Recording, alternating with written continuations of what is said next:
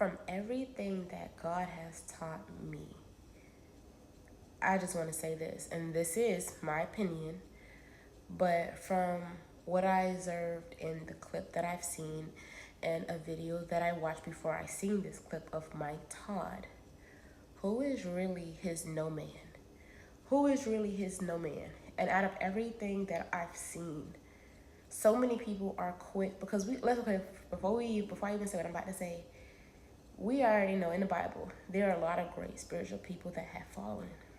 David was one of them, and he was chosen.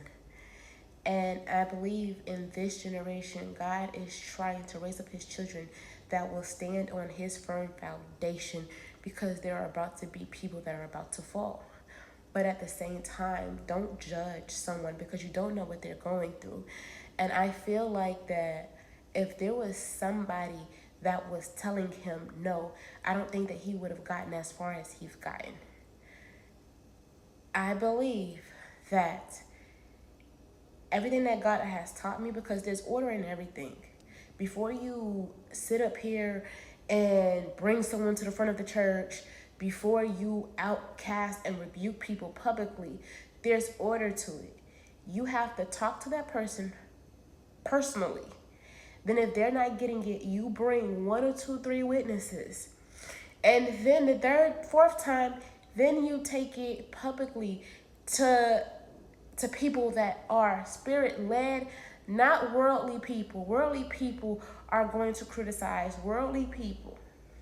You can't take something to, this is why it says whatever, if y'all got something going on, and see, people want you to be so, oh, I need scripture. If you read the Bible, you'll know God's foundation and how things work. It's not my job to remember every scripture, but it is my job and my responsibility that I'm doing everything off of God's foundation. It's our responsibility that we are doing things off of God's foundation. This is why God is raising up people his way, and no one can touch us, because of the simple fact he's going to get the glory. And he truly wants us to learn his way, not the world's way, not nobody else that's mentoring you. He wants you to know his foundation. This is why you have to build your relationship with God for yourself. So every time something happens in your life, you're not even trying to depend on man for their validation. You know, okay, no, I'm going through this, but what does God say? I'm running to God when things happen.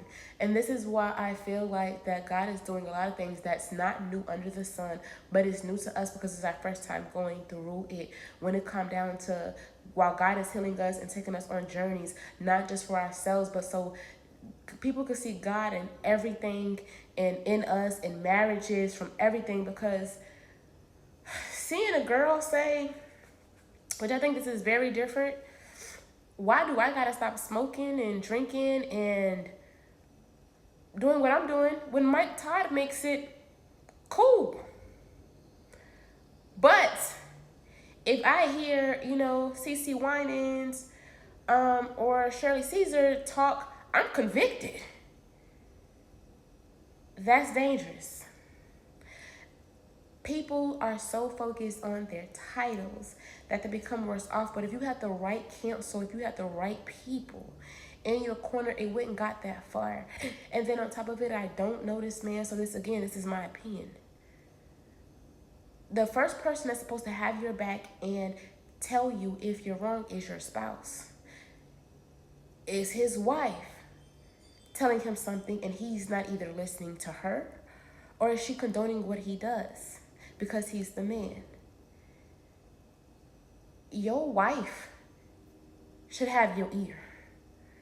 That should be the person that sees your blind spots before the world sees your blind spots. That's your spouse. When God puts two people together, your spouse is the one that, listen, I need you. Listen, bump all this. They'll, just like Esther, listen, her life for her people, her life, look, even to save the people, because if God is giving that man a platform or a pastor, you're a covering of people. So many people are focused on the numbers and the hype. This is why they end up selling their soul and falling down in position, because you don't have the right people that's, hey, I see that you've fallen. I see that you're not okay. You're pressing through the depression. You're pressing through. And I think that this is why God is rising up his children to see like, no, when you're going through, I need you to sit down. You can't preach through depression. You can't preach through betrayal. You can't preach through what you're going through. This is why it's important on having elders and someone else that can preach for you while you're going through till you recover. Because while you're trying to go through it, press through it, you're going to be bleeding on the people. You're going to do messages that go against God's children. You're going to start treating people up by what you're going, the substance that you're going through. But I don't think that I don't buy this little one clip I seen, because I turned it off. I was like, because it looks like he was in the club. Like, I guess he was celebrating his 40th birthday. I don't know. But it just seems like from messages that I've seen before up until now that the man done got worse off. And it's just like, you don't conform to the world to get a message. Being a pastor, you're there to give the truth with love, but also straightforward. You're there to comfort God's children with truth. You're there to comfort God's children with forgiveness. It's your responsibility to make sure that instead of you focusing on the numbers and how big of a church you can get by how crazy you can perform, because baby, some people and certain pastors are performing and don't have no substance anymore. And that is dangerous, especially when people aren't even running to God. People are more focused on, oh, I want to be like him. I want to have all the cars. I want to have this. Oh, see, he makes it okay. I ain't got to change my ways. You're the most dangerous person in pastor. If you just focus on the title and that's it, you've been rewarded. If we're going to be honest, you've been rewarded. But I don't think, and the Bible also says, pray for our leaders. Pray if you see somebody going through something, just don't point out what they're doing. You pray for them and let prayer change things and let God change things. But you can't change the person. You can't just keep them covered. Keep them in prayer. I see so many people talk about him, but not doing anything to, I'm going to pray for him. No, we're supposed to pray. Pray for your leaders. If you see them, if you feel like they don't have the right ears or people around them, you pray for them because they still need prayer. Just like with Saul and David, I'm not going to go against you because what you're doing is wrong. I'm going to tell you about it. But at the end of the day, I could harm you. I could speak against you. David could have done anything. If David even showed Saul, listen, you was in a cave. I could cut you right now. But it's not my job to judge you because at the end of the day, God appointed you. So therefore, let me pray for the pastors. Who's praying for this man? Who's willing to listen? Even with Daniel, he wasn't afraid to go against the king. Esther wasn't afraid to go against the king. Listen, some of y'all are afraid to go against pastors because y'all want to be like y'all, to tell them the truth. Do this man has a yes man, and do they have a no man, and the biggest no man in his life should be his wife. There's no way that if God gave me a man of God, that by the foundation that God has given me, he should give to my husband. And then when he does something, and if my husband chooses not to listen, I'm sorry, that's a covenant that I can't even be in, because now not only are you sending souls to hell and leading people away from God and keeping them in their sin, I'm connected to you. And people think that because you're doing what you're doing, that I'm not doing the right things. I will divorce a man because of that.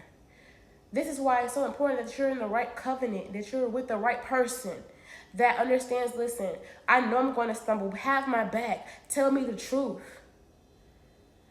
Just off this one clip and hearing what people are saying, I shouldn't have to change my ways. Mike Todd leading people straight to hell by staying in sin. You lead one away, that's death.